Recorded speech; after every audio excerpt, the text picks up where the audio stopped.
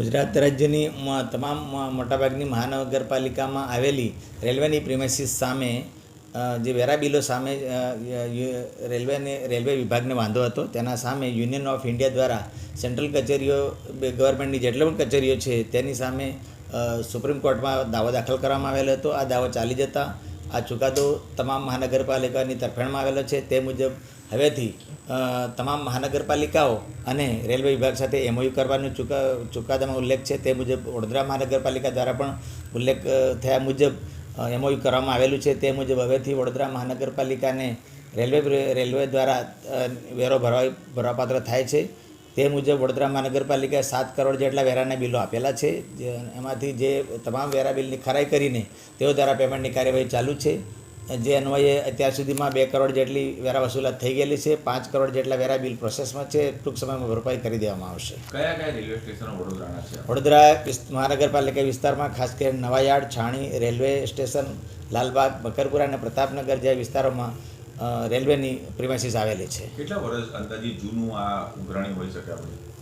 આ જે વેરા બિલો જે છે એ 2003-04થી વેરા બિલોની બજવણી કરવામાં આવેલી છે અને જે પ્રિમાઇસીસ 2003-04 પછીની જે બાંધકામ થયેલું છે અને જે તે તારીખથી આપવામાં આવેલી છે અને જૂના મકાનોની 2003-04થી અસરથી વેરા બિલો બજવવામાં આવેલા છે.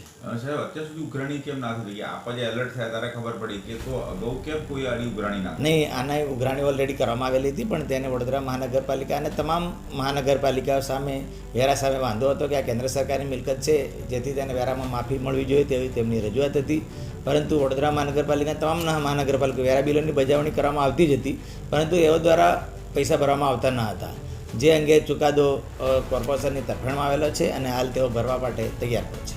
હવે 5 કરોડ બાકી છે. હજી 5 કરોડની ઉઘરાણીમાં જો એ લોકો કોઈ ડેડલાઇન નક્કી કરી છે કે આટલી સમય મર્યાદામાં આપવાનું નહીં આપે તો સીલ કરાશે કે શું કરાશે? નહીં, આ અંગે તેઓ વડોદરા મહાનગરપાલિકાની સંપર્કમાં છે. તેઓ આ જે 5 કરોડ જેટલા વેરા બિલની જે પેમેન્ટની ચૂકવણી પ્રોસેસમાં છે અને ટૂંક સમયમાં ભરપાઈ પણ કરી દેશે તેવી માહિતી છે.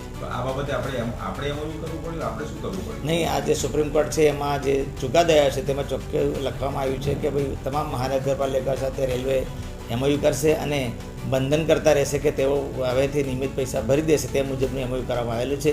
તે મુજબ વડોદરા મહાનગરપાલિકા અને રેલવે વિભાગ દ્વારા એમઓયુ કરવામાં આવ્યું છે, જે અન્વયે તેઓ પણ પૈસા ભરવા બંધાયેલા છે અને 5 કરોડ જેટલા નાણાં બાકી છે. ટૂંક સમયમાં ભરપાઈ કરી દેશે એવી માહિતી છે.